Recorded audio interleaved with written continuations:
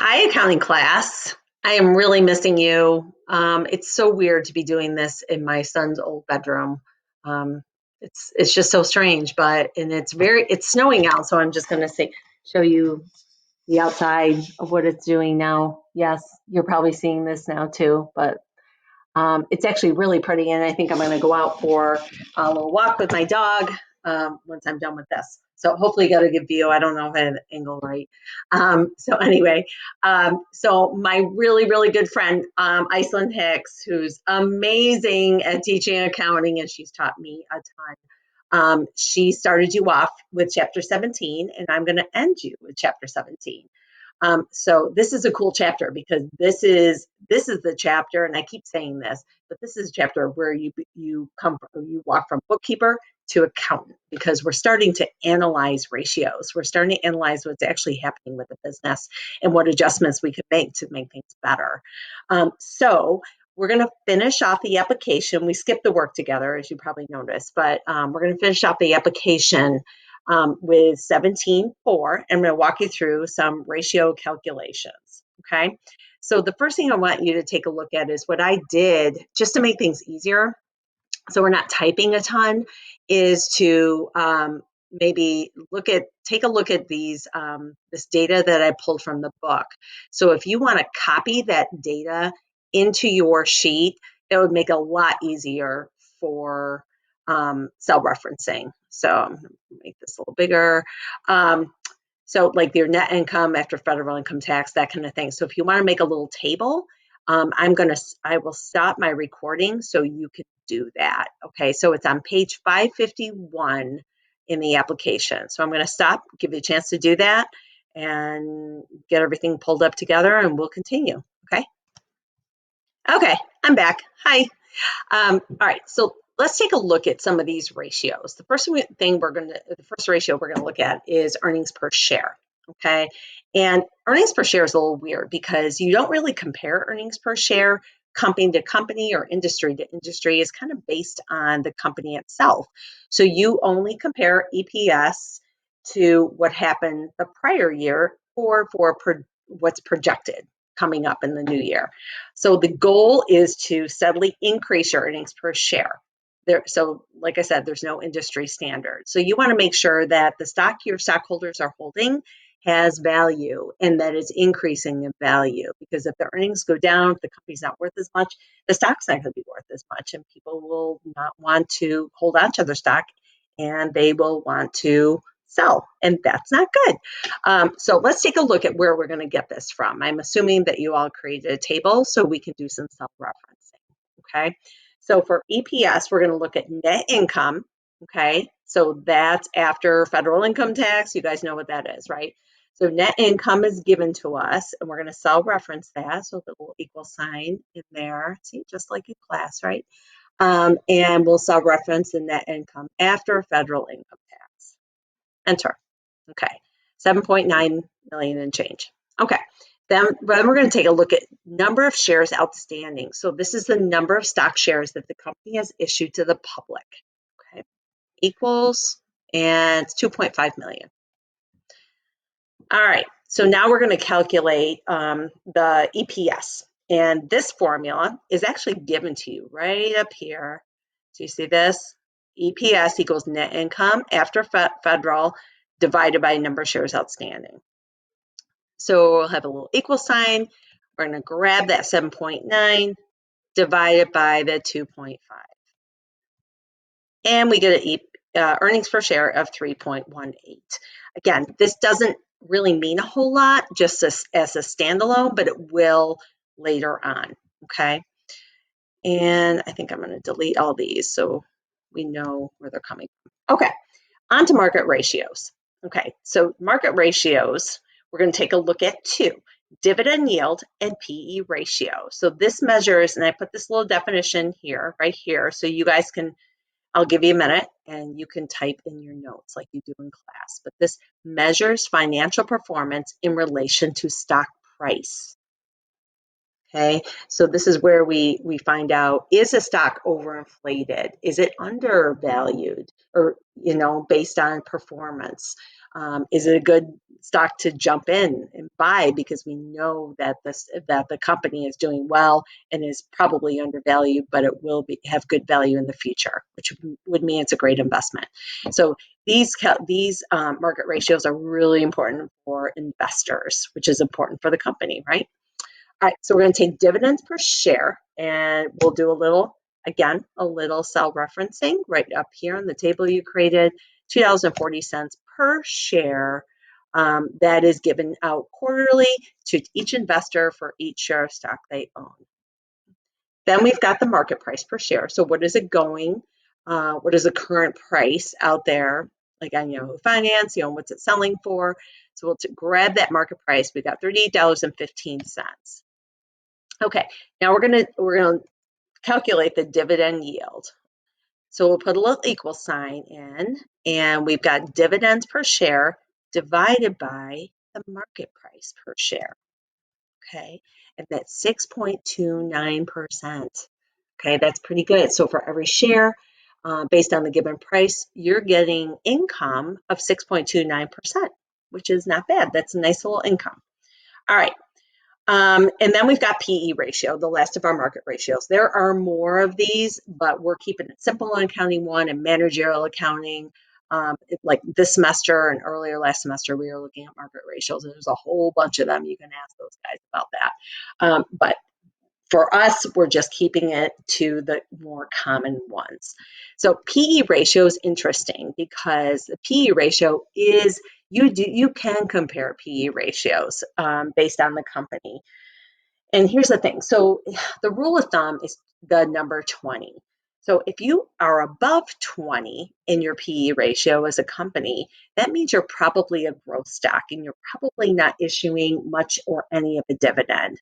So it's most likely a new company where they're taking their earnings and they're investing it back into the company to grow the company. So that's a great stock to jump into when you're young and you've got a lot of time to grow in the market. And I think I mentioned this to you, like maybe some older people might be more interested in investing in stocks where it generates an income. So they would have a lower PE ratio. Okay. All right, so let's figure out what this one is. So we're going to take market price, which is given to us at 38.15, which we've seen before.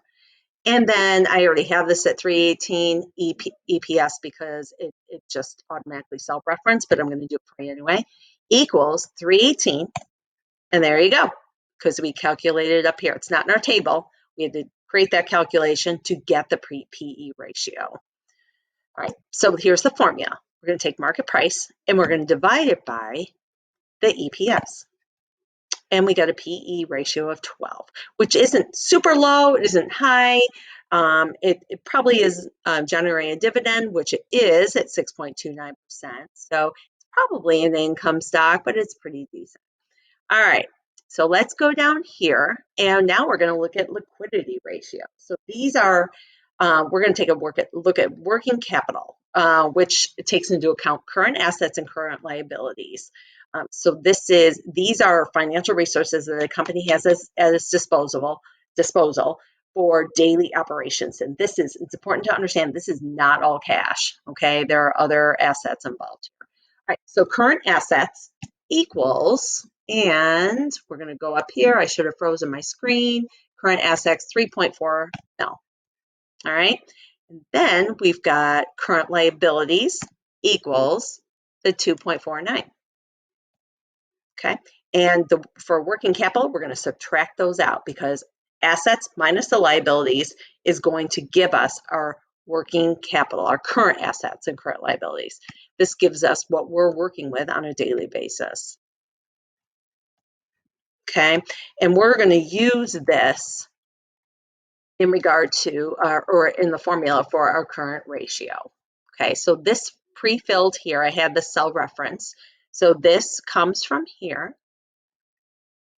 And these are the same numbers. This comes from current liabilities. This is current liabilities.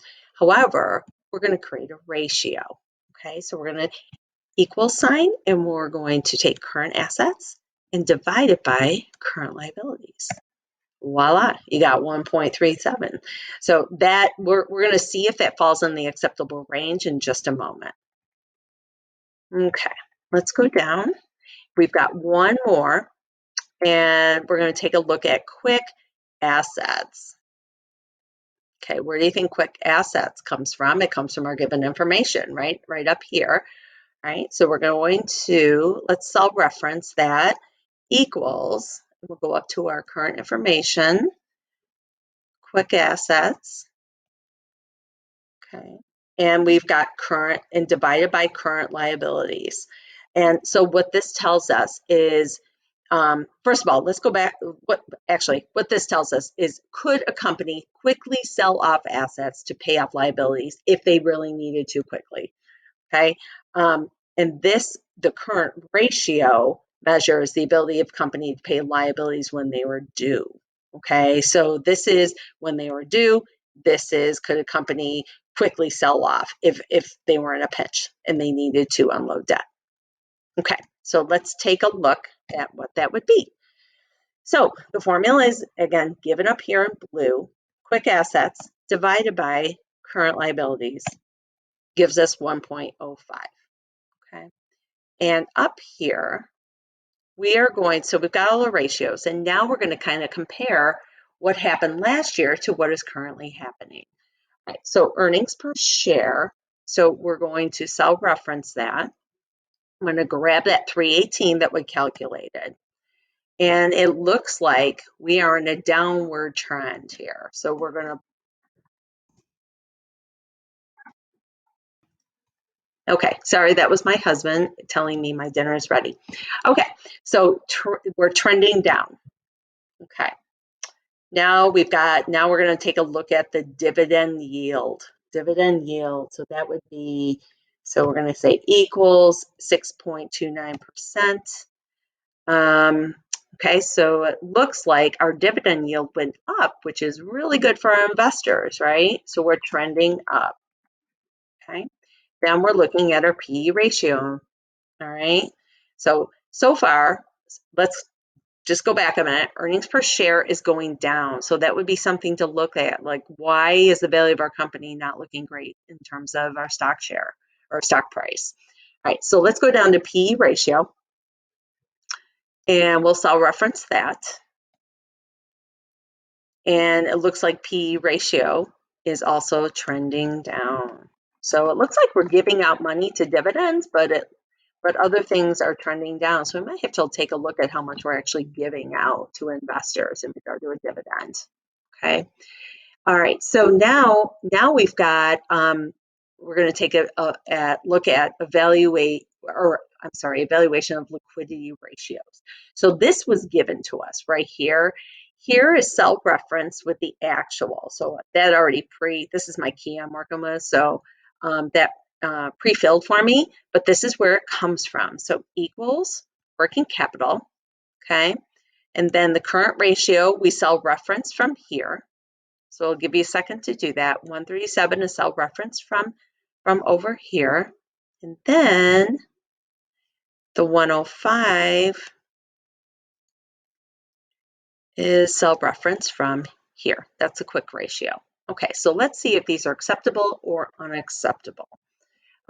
So the actual is in between the low and the high. So working capital, we're pretty healthy right now with working capital, which is good. We don't want to be too low or too high. We don't want to be over leveraged, under leveraged. We want to know that we have enough cash to cover our debts, but that we're also extending ourselves enough to grow the company. And so we have acceptable. All right, so our current ratio, it's a little undervalued right here, so it's not falling into the acceptable range, which tells us unacceptable. I'm not a good public typist here. Unacceptable. Okay, this could mean our debts could be too high, so that would be something to take a look at. All right. All right. Now, quick ratio. Could we quickly pay off debts? Could we, if some kind of mysterious virus came along, could we pay our employees, or will we have to lay them off right away? I don't know. So this is what a quick ratio might tell us if we needed to pay off our debts quickly. You never know what's going to happen, right? So right now it looks like they are acceptable. However, they are really so the actual is actually in between here, but it's on the lower side though. So that would be something to look at, but I think we're okay for now, at least this year. Okay. All right, so I think we're done with the application. I know you guys have read, and I really want you to read 17.4 to kind of wrap your head around what these ratios mean. I know I have to read them too, and I read them a couple times in order to prep for you guys because it's not something I look at on a daily basis. But it does make sense and it's very interesting. And it's actually very applicable to what's going on today in the world in regard to businesses. So you should be able to have intelligent conversations with people around you once you completely understand this chapter. It's a really cool chapter. I just want to say I hope you're all doing really well. I really miss our accounting class. I mean, we have such a cool, fun accounting class and I'm missing the heck out of you guys. I really am. So I'll be making more videos, and Mrs. Epstein and Ms. Hicks are making videos too. We're going to teaming it a little bit. So I'm going to shoot this off to Mrs. Hicks. We'll see if she uses it. She might, or she might have her own made, knowing her. So anyway, I will see you all online. All right, one more week, and it's spring break. Talk to you later. Have a great night. Bye.